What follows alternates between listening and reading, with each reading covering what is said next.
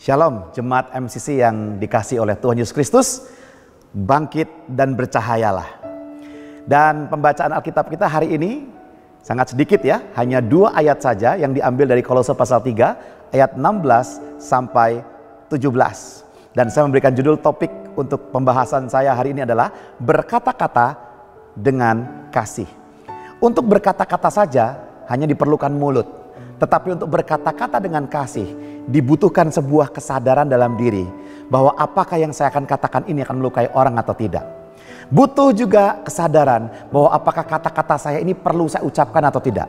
Butuh juga kesadaran apakah kata-kata saya ini pantas diucapkan atau tidak. Sehingga Tuhan menciptakan mulut diberikan kepada kita tentunya bukan hanya sekedar untuk bisa berkata-kata. Tetapi terlebih daripada itu adalah memperkatakan yang baik, memperkatakan yang memberkati, memperkatakan perkataan yang membangun, dan bahkan memperkatakan semua kata-kata yang dilandasi oleh kasih.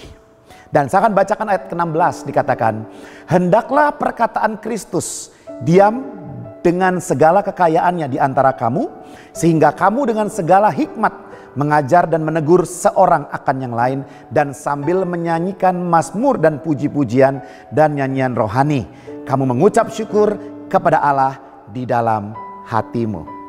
Ada 3 hal penting yang saya lihat dari satu ayat ini. Hal yang pertama adalah perkataan Kristus diam di antara kita. Mari, jangan perkataan para ahli, perkataan para dokter, perkataan berita, atau perkataan gosip infotainment yang diam di antara kita. Kenapa ada orang-orang lebih banyak takut daripada beriman? Kenapa mereka lebih banyak mendengarkan kabar-kabar yang tidak menyenangkan daripada kabar baik yang menguatkan? Karena mereka mengizinkan diri mereka mengkonsumsi berita-berita yang melemahkan iman, bukan yang menimbulkan pengharapan.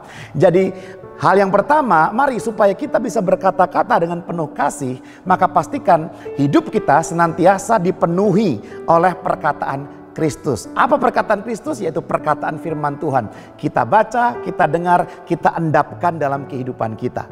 Dan hal yang kedua adalah dikatakan ayat ini mengajar dan menegur dengan hikmat. Nah, jika kita menegur, jika kita mengajar tanpa ada asupan firman Tuhan yang benar, yang murni, yang sehat, maka pengajaran kita akan sesat. Maka juga teguran kita akan melukai banyak orang. Oleh karena itu, sebelum Anda mengajar, sebelum Anda menegur, kita perlu mendengarkan firman Tuhan yang murni itu. Dan firman Tuhan mengajarkan kepada kita berarti kita perlu untuk melatih diri bisa mengajarkan firman Tuhan kepada orang lain. Mengajarkan firman Tuhan kepada istri suami kita, kepada anak-anak kita dari hal yang simpel saja. Dengan mereka berdoa, sebelum mereka juga belajar, sebelum mereka ikut ujian, kita bisa menyampaikan firman dalam bentuk apapun. Jangan menggunakan kalimat-kalimat yang justru akan melukai mereka, tapi kita bisa memilih kata-kata yang diinspirasi oleh firman Tuhan. Bahkan dalam menegur pun, sehingga kita bisa mempunyai hikmat daripada Tuhan. Pastilah kita bertemu dengan orang-orang atau situasi yang sulit, di mana kita ingin berperilaku, berkata-kata sepertinya kok saya nggak mampu. Nah, dengan kita terus membaca firman Tuhan, dengan perkataan Kristus diam dalam kehidupan kita, saya yakin kita akan dimampukan, dibisakan oleh Tuhan bagaimana cara berkata-kata. Maka firman Tuhan berkata, Roh Kudus akan menolong kita tatkala kita berkata-kata. Dan hal yang ketiga dikatakan sambil bermazmur dan bernyanyi. Jadi saudara, perkataan Kristus diam di dalam kita. Kemudian saat kita mengajar, saat kita menegur, penuh dengan hikmat daripada Tuhan. Ditambah lagi sambil bermazmur dan bernyanyi. Bayangkan bagaimana mengajar dan menegur sambil bermazmur dan bernyanyi.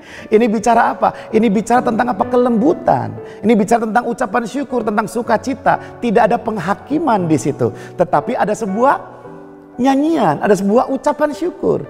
Jadi saudara, mari apapun yang terjadi dalam kehidupan kita, kita gunakan perkataan kita penuh dengan kasih. Sehingga kita bisa mengerti bagaimana Tuhan bekerja lewat dalam kehidupan kita. Kita berdoa. Terima kasih Bapa yang baik. Kami serahkan lidah bibir kami dalam tangan-Mu. Supaya perkataan ini yang memperkatakan firman, mengajar dan menegur dalam hikmat Tuhan. Dan bahkan penuh dengan kelembutan dan kasih daripada Kristus. Haleluya. Amin. Tuhan Yesus memberkati.